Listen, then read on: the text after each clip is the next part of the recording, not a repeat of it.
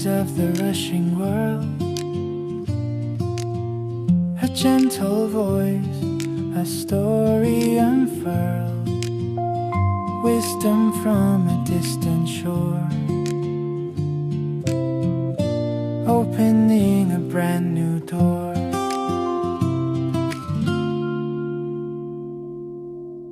The rain is falling softly outside the window this afternoon, a rhythmic tapping that seems to soak into the soul and quiet the noise of the world. How has your day been?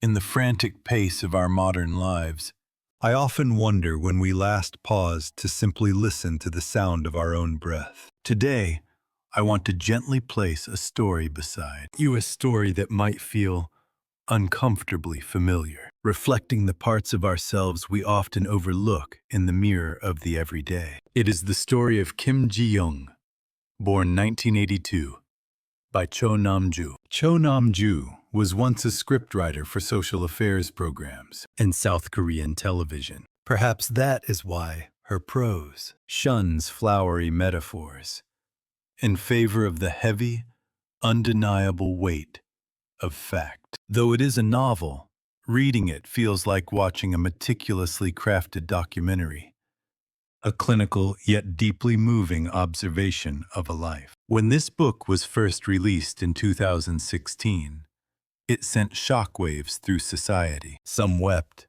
claiming it was their own secret diary. Others turned away, unsettled by the raw truths it laid bare. Yet, what remains certain is that this slim volume forced open a door that had been locked for generations, allowing women's voices to finally spill out. The name Kim Jiyoung was the most common name for girls born in Korea in 1982. She is not just one person. She is a vessel for the universal experiences of women living in our time. From the subtle exclusions of childhood to the glass ceilings of the corporate world, and finally, the overwhelming waves of marriage and motherhood that threaten to drown one's identity. Jiyoung's life is a map of a quiet struggle. Please, find a comfortable position. Close your eyes if you wish. If these words touch a specific place in your heart, perhaps it is the Jiyoung living inside you, finally responding to the comfort she has long craved. Let us step slowly into the life of the woman born in 1982. 1. Autumn 2015.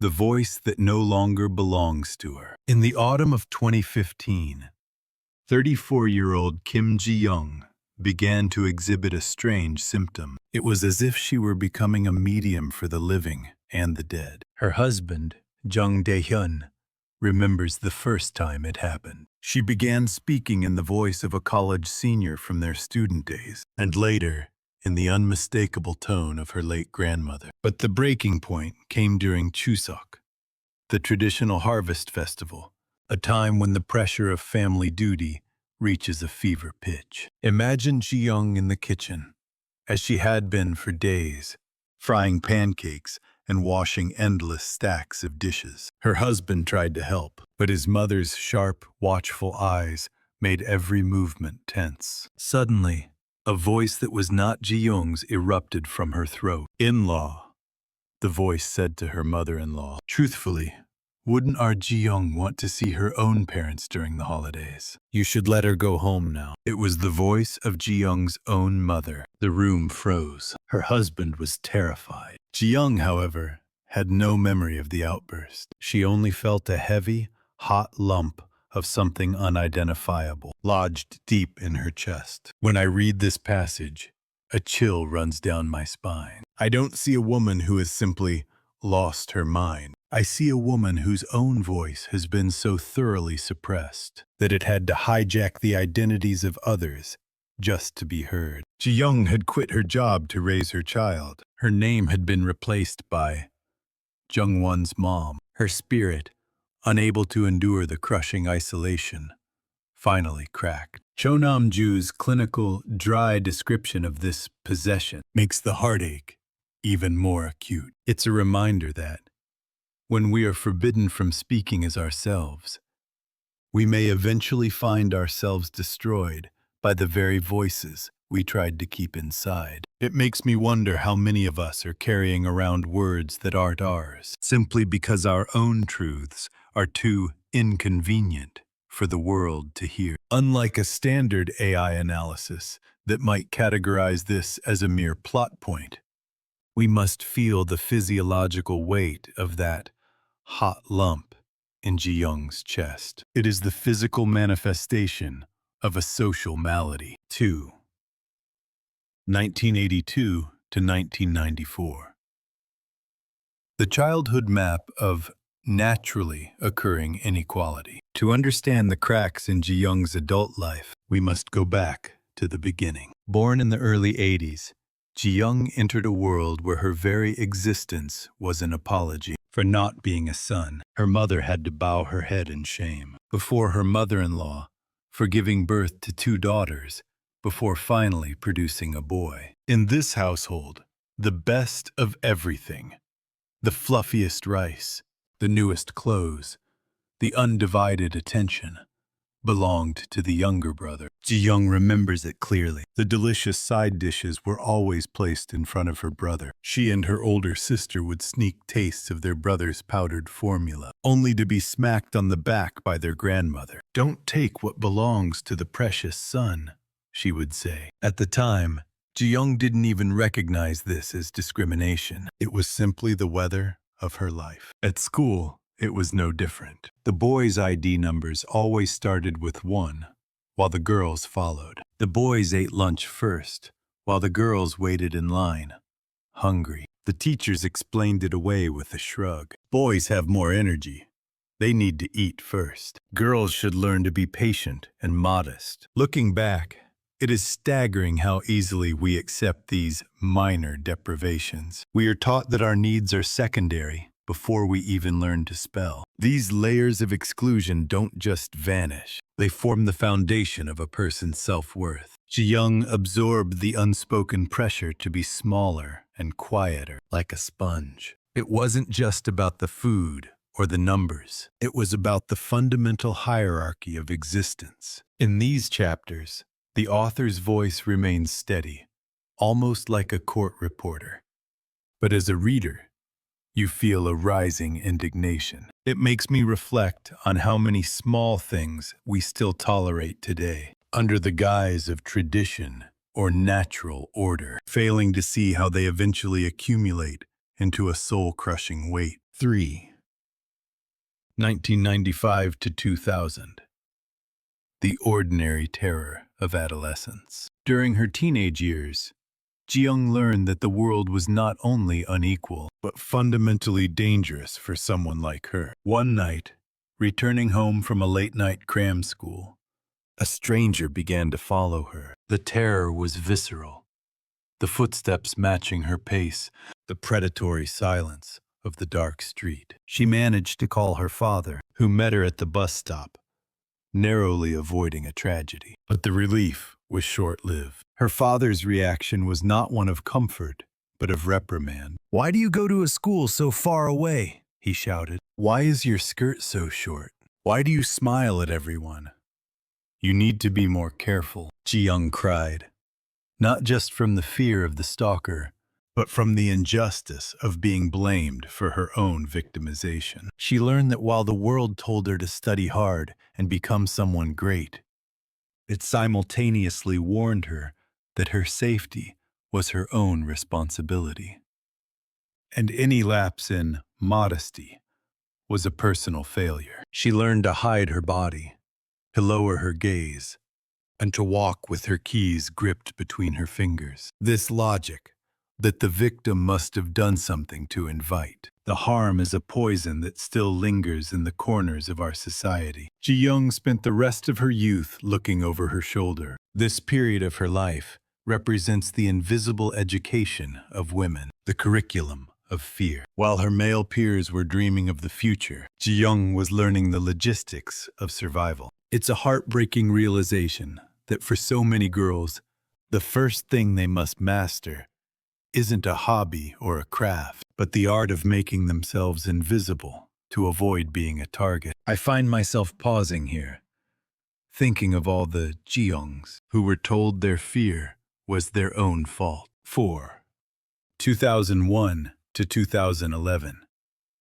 The invisible walls of the working world. Entering the workforce was supposed to be Jiyoung's liberation. She was bright, capable, and had excellent grades. Yet, she found that the corporate world had its own set of ones and twos. During an interview for a public relations firm, she was asked a question that had nothing to do with her skills. What would you do if a male superior sexually harassed you? Jiyoung knew the correct answer wasn't the righteous one, but the one that proved she wouldn't cause trouble for the company. She smiled and said she would endure it. Even after securing a job, the glass ceiling was always just above her head. Male colleagues were assigned to high-stakes projects, while Jiyoung was relegated to administrative support. She was told that men were the long-term assets because they wouldn't leave to have children. To be taken seriously, she had to work twice as hard,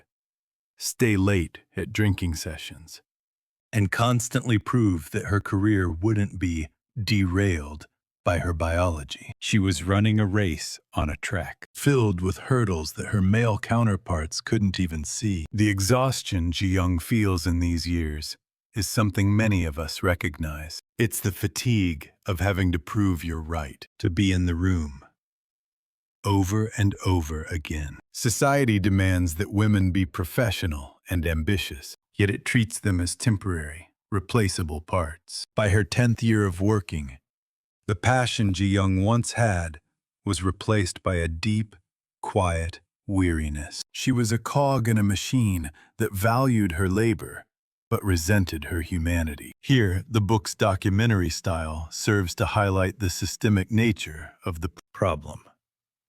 It's not just one bad boss. It's an entire architecture of exclusion. 2012 to 2015. The erasure of a name. Marriage and motherhood brought the final transformation. When Jiyoung became pregnant, the invisible hurdles became concrete walls. Childcare was unaffordable, and the social expectation was clear. Jiyoung should be the one to sacrifice. She left the career she had fought so hard for. Her world shrunk to the size of her apartment, filled with the sounds of a crying infant and the endless cycle of laundry and meals. The most devastating moment in the book occurs in a park. Jiyoung, exhausted from a night of no sleep, takes her child out in a stroller to get some fresh air. She buys a $1.50 cup of coffee, her only luxury for the day. While sitting on a bench, she hears a group of businessmen nearby whispering. They call her a momchuna, mom roach, a derogatory term for mothers who live off their husbands' earnings and spend their time playing in parks. The words cut deeper than any physical blow. Jiyoung wasn't playing. She was working a 24-hour shift with no pay and no recognition, only to be mocked for the one moment she tried to feel human. This is where Kim Jiyoung finally begins to vanish. Her name is gone, replaced by Jung-won's mom. The psychiatrist who treats her at the end of the novel seems sympathetic. Yet even he, after hearing her story, thinks to himself that his next office hire should be a single woman to avoid the headache of maternity leave. It is a chilling, cynical conclusion. Jiyoung's illness was not a personal weakness. It was a rational response to an irrational world. Her tears, shed while watching the sunset from her balcony, were the silent screams of a person who had been erased while still alive. We have walked through the life of Kim Jiyoung together, from her birth to her quiet disappearance into the roles society carved for her. How does her story sit with you? Does it feel like a distant tale, or does it ache like a bruise you forgot you had? This book is not an indictment of any single person. It is a profound, desperate plea for us to see the invisible strings that pull at our lives. It is a mirror held up to the customs we take for granted, showing how they can become a noose for those who have to live within them. Cho Nam-do reaches out to all the Kim Ji-youngs of the world and says, "It is not your fault. Your pain is real. Now it is our turn to respond." Instead of asking, "Are you okay?"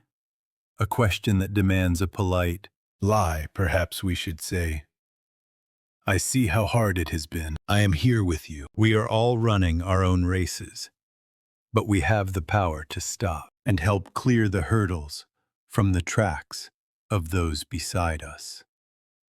Tonight, I hope you can find a moment to speak with your own voice, using your own name. Let the sound of the rain wash away the labels and the expectations, leaving only the truth of who you are. May your night be warmer and more peaceful than Jiyoung's lonely autumn. Thank you for listening to her story with such an open heart. Sleep well, and may tomorrow bring a day where you are loved not for what you do, but for exactly who you are. Good night.